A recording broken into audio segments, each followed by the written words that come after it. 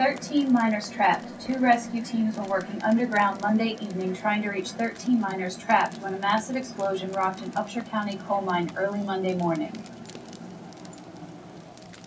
You certainly have done well enough. Coal prices have more than doubled in the last 2 years.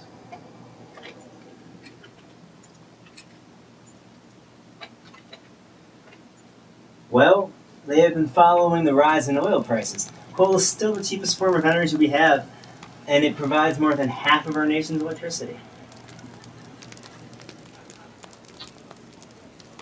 The miners were believed to be about 10,000 feet from the entrance of the Sago Mine and 260 feet underground. There was no way of knowing if they were dead or alive. Family members and friends stood in vigil.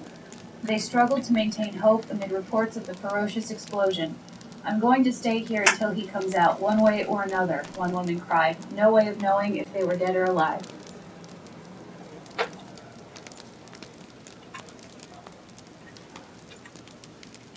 Cheaper though it may be, your profits have been soaring. In fact, didn't you offer ICG officials huge stock and cash bonuses to ratchet up their production and profit goals at Sago?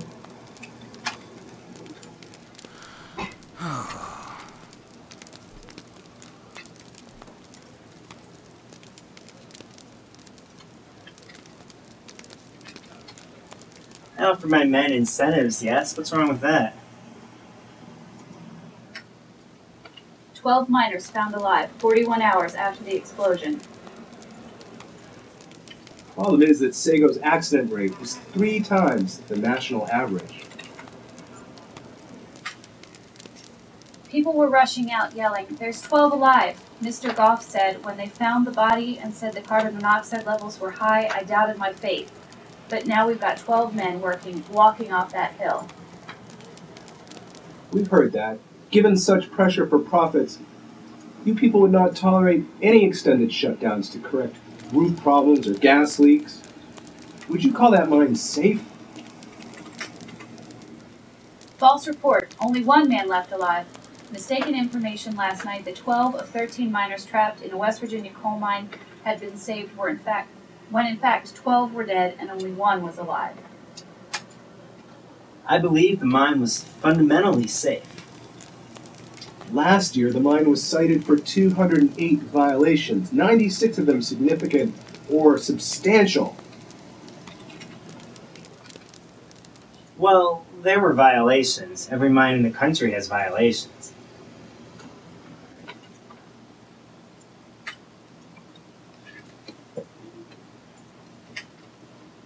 People who had been praising God a minute before were cursing.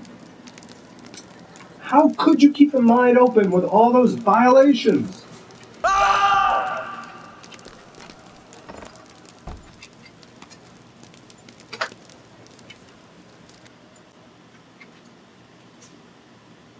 Well, you have to put it into the context of the industry. I mean, Hatfield said it was apparent that the miners who were found 13,000 feet within the mine remained alive after the explosion of unknown origin that began their ordeal. They had built a rough barricade structure, he said, and had donned their self-contained breathing apparatuses. The device held 1 hour of oxygen each. Every day, men go down into those holes.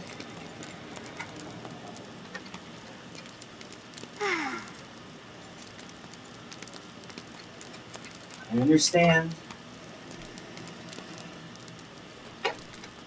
Where, according to the records, and you've seen them, Sir? the roofs keep falling in. They found combustible materials in there just weeks before the accident. Were you comfortable sending men into that hole? Hatfield said he had no way of knowing how long the miners were alive, but he speculated during Wednesday's news conference that the miners tried to make their way out after feeling the percussion of the explosion.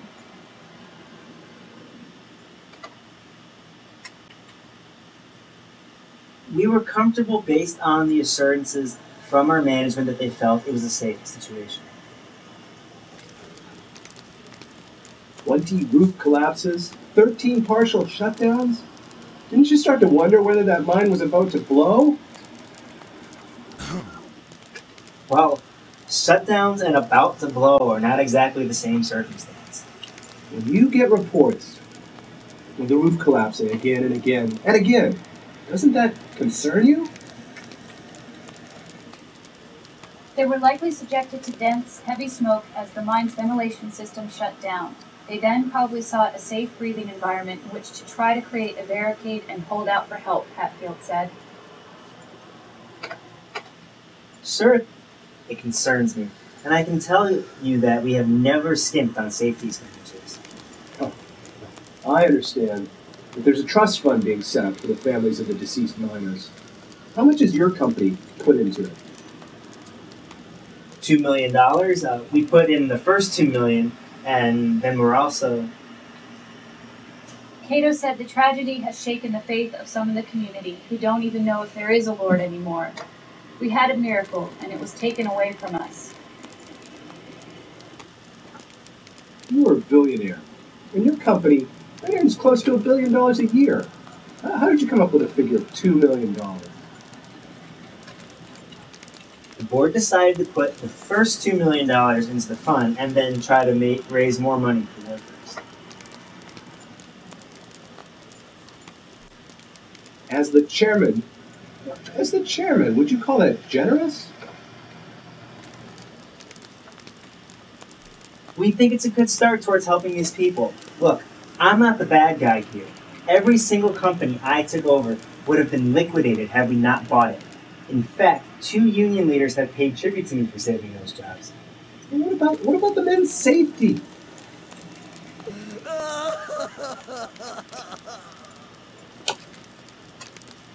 We must compete in a system of global capitalism. It would be economic suicide for ICG to get too far out in front of the competition on costly reforms, but we are taking the lead on sharing new technologies with the other companies. We don't want the politicians trying to score points with our voters at our expense. They don't know what's needed. We will never know the whole story, I don't think.